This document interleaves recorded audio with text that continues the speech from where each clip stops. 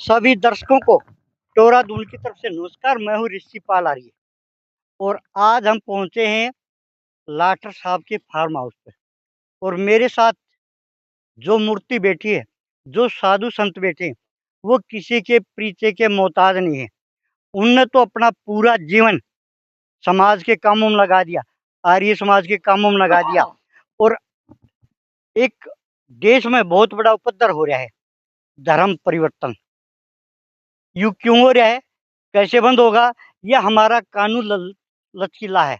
तो विस्तार से डॉक्टर साहब भी बताएंगे, वीरेंद्र जी। तो आइए आज आपको थोड़ा रूबरू करा दें। सबसे पहले आपसे प्रश्न रहेगा जी, आपका टूरादून पर स्वागत है। टूरादून के सभी दर्शकों का मेरी ओर से नमस्ते, धन्यवाद। अभी प्रधान जी, यूनिवर्सिटी में 3 दिन फेस्टिवल चला, नाच गाने डांस गुंडा, और वहां पर हमने सुना है कि बेटियों के साथ भी छेड़खानी हुई है। तो क्या प्रतिक्रिया आपकी? पत्रकार महोदय, बिल्कुल आपने सही जवाब प्रश्न किया। ये अभद्रता दिखाई जा रही है। मैं तो वीसी से ये पूछना चाहता हूँ, बच्चों के इस तरीके क्या सिद्ध करना चाह रहे हैं, क्या दर्शाना चाह रहे हैं, बच्चों को क्या दिखाना चाह रहे हैं, किस तरीके का संस्कार देना चाहते हैं? आप ये छेड़खानी की बात करते हो, हर बच्ची के साथ और हर लड़के के साथ छेड़खानी होगी है, मैं बता देता हूँ क्यों। ऐसे अगर अर्धनंगन कार्यक्रम दिखाए जाएंगे, अगर भद्रता दिखाई जाएगी 3 दिन तक, क्यों नहीं वो को अच्छी अच्छी बातें के कोई अच्छे साधु बुलाए, या अच्छे कोई कार्यक्रम करते, अच्छी देशभक्ति के कोई कार्यक्रम करते, या कन्या भ्रूण हत्या पर करते, शराब पर करते। ये तो नाच और ये नचगीए बुला रखे थे, इसकी मैं निंदा करता हूँ ऐसे विषय की। और ये आपके माध्यम से मैं कहना चाहता हूँ, आगे से विषय ने ऐसा नहीं करना चाहिए। मैं सरकार से भी मांग करता हूँ, तमाम जितनी भी यूनिवर्सिटियां, उन पर ऐसे कार्यक्रमों का बैन लगाना चाहिए। डॉक्टर साहब, गुरुकुलों में हवन करना, गायत्री मंत्र का जाप करना, माता पिता की सेवा करना और बुराइयों का विरोध करना, इस तरह की शिक्षा दी जाया करती। अब स्कूल कॉलेज यूनिवर्सिटियों में इस तरह की शिक्षा नहीं है, तो दे, इसमें दोषी सरकार है या पढ़ाने वाले हैं? देखो, दोनों बात है पत्रकार महोदय। एक तो वहाँ का जो स्टाफ है, प्रिंसिपल है, वीसी है, जैसे उन्होंने अच्छे संस्कारों से बच्चों को पढ़ाना चाहिए, अभद्रता नहीं दिखानी चाहिए, अच्छी अच्छी बातें पढ़ानी चाहिए, अच्छे अच्छे संस्कार देने चाहिए। लेकिन अगर वहाँ पर डांस होंगे और नचगैया को बुलाएंगे, इस तरीके के परोसी जाएंगे बच्चे, तो कूदेंगे। मैं देख रहा था कार्यक्रम, लड़कियां कूद रही है, वहीं लड़के कूद रहे हैं। और क्यों नहीं छेड़ेंगे, फिर छेड़ेंगे, ये तो घने छेड़ेंगे। इस तरीके से तो ज्यादा होगा विवाद, उपद्रव बढ़ेंगे, बात बढ़ेंगे घटेंगे। उनको संस्कारवान करना पड़ेगा।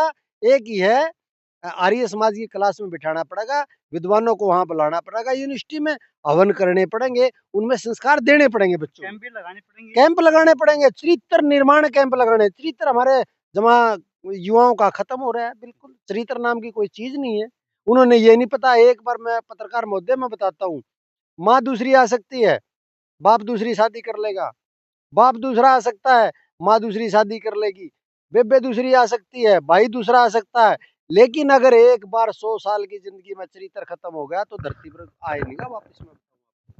भाई साहब ने बहुत बड़ी बात कह दी। अगर आप अपने बच्चों को सुधारना चाहते हो, उनका चित्र नहीं, उनको चरित्र बनाना है, चरित्रवान बनाना है। चित्र नहीं बनाना, हमने चरित्रवान बनाना है। यही बात है ना जी? हाँ, बिल्कुल बिल्कुल, चरित्र उनका सुधारना पड़ेगा, और वो सिर्फ संस्कारों से और विद्वानों से ही है, संभव है। और कोई हमारे पास कोई ऐसी बुट्टी नहीं है जिससे उनका और सुधर। हमारे साथ स्वामी जी भी हैं, रामानंद जी। अभी आपको विशेष बात बता दूं, शुक्रताल में ये बहुत बड़ा ऐसी संस्था, ऐसा गुरुकुल खोलने जा रहे हैं, जिससे हमारे नौजवानों का भविष्य उज्जवल होए। विस्तार से ये भी बताएंगे, किसका नाम खोलेंगे, कब खोलेंगे, विस्तार से ये बताएंगे। अरे, एक और भी बात है, हमारी बेटियां, हमारे बेटे धर्म परिवर्तन कर रहे हैं। क्यों कर रहे हैं? अभी हम एक वीडियो आ रही थी हमारे आगे, दैनिक भास्कर की थी वो, एक लड़की का बता रहे हैं कि जबरदस्ती धर्म परिवर्तन हो रहा है। क्यों हो रहा है? आइए स्वामी जी बताएं। स्वामी जी नमस्कार है। नमस्ते सभी देशवासियों को, और मुझे पत्रकार महोदय का भी मैं धन्यवाद करूंगा। और ये जो परिवर्तन की बात चल रही है, हाँ जी। ये सारा शिक्षा का खेल है। हम लोग अगर पीछे जाएं, हाँ जी। जिस टाइम हमारा ये संसार वहाँ से 4 ऋषि हुए, 4 वेद, हाँ जी। तो वहाँ से हम कोई जाति नहीं थी। ये वहाँ से चल कर के अलग-अलग मत बन गए। और ये मत कैसे बने? ये शिक्षा का आप अपना जो भी अपने टाइम आया और उसने काम शुरू कर दिया कि यूँ मेरा संगठन है, यूँ मेरा है, ये मेरा धर्म है। जैसे आज भी अनेकों धर्म हो रहे हैं, तो इसी ढंग से एक धर्म ये हमारा जो मुसलमान लोग हैं, इनका भी बहुत नज़दीक से ये धर्म चला है। अब ये बीच में भी इन इतिहास गवाह है, तो इन्होंने बहुत उपद्रव किया। इतना किया कि जैसे कई वर्णन आते हैं, हाँ जी। हमारे जो मंदिर हैं, जिसमें जा कर के ये तेरा चांदनी चौक, वहाँ भी, और आप चले जाओ, कई ऐसे आए हैं कि उन्होंने आकर के मंदिर को तोड़े, हीरे जवाहरात थे वो सब तोड़ कर के ले गए। यहाँ से 16,000 कन्या भर कर के ले गए। तो ये क्या है? तो इसलिए ये सारी संस्कारों की कमियाँ हैं। तो ये जो परिवर्तन हो रहा है, अब ये जो बागपत की बात है, ये मैं देख रहा था, हाँ जी। ये बहुत गलत है, ऐसी नहीं होनी चाहिए। हम लोग इसके विरोध में हैं। अगर प्रशासन, सरकार नहीं इसमें जागी, तो हम इसका आंदोलन करेंगे, बहुत बड़ा आंदोलन करेंगे, और इतना बड़ा करेंगे कि सरकार को पता लगेगा। तो हम यही कहते हैं कि सरकार इसमें जो भी दोषी है, उसको पकड़िए और निर्णय करिए। ये रास्ते हैं, और नहीं तो फिर ये जो समाज सुधार लोग हैं, ये आगे बढ़ेंगे और ये धरने टिकेंगे, और बड़ा हम उसका विरोध करेंगे स्वामी धरनों जी, का। अभी 1 मिनट के बाद आपके पास लौटूँगा। आर्य साहब, हमारे बुजुर्ग कहा करते थे, माता-पिता, दादा, "अकबर जैसा खाओगे अन्न, वैसा हो जाएगा मन।" ऐसा तो नहीं इससे गंदा खाने से शराब, मांस, मीट या डंगा खाएँ, तो इस करके इनका कोई कर्म धर्म नहीं रहता, इसलिए धर्म परिवर्तन होता है ये। बिल्कुल, जैसा खाए अन्न वैसा हो मन, ये तो बुजुर्ग कहते आए हैं। देखो, मांस मीट जैसी बीमारी खाने के लिए थोड़ी है। राक्षसों का ये भोजन तो है। राक्षसों का भोजन है, लेकिन मनुष्य खा रहे हैं तो वो राक्षसों की प्रवृत्ति की तरीके हमारी छोटी-छोटी बच्चियों के हवस के शिकार बना लेते हैं। हमारी बेटियों के साथ गलत काम करते हैं, उनको उठा ले जाते हैं। ये खान-पीन का तो है परिवर्तन। ये गलत परिवर्तन है। खाना हमारा भोजन अलग है हमारा, पशुओं का अलग है, सूर का अलग है। ये तो एक ये राक्षस प्रवृत्ति का खाना हमारा इंसान खाने लगे, ये गलत है। स्वामी जी, जी। गुरुकुलों में जो पढ़ाई हुआ करती, वह गीता के अनुसार, वेदों के अनुसार होया करती, और स्कूलों में ये बातें नहीं है। तो ये कहीं भाई गुरुकुल कम होते जा रहे हैं, स्कूल ज़्यादा हो रहे हैं, इससे भी थोड़ा देश का माहौल बिगड़ा है। देखिए पत्रकार महोदय, हम छोटे-छोटे थे, पढ़ाई करते थे। हाँ जी। तो वहाँ जो मास्टर लोग थे, तो इतिहास के बारे में हमें बहुत जानकारी मिलती थी।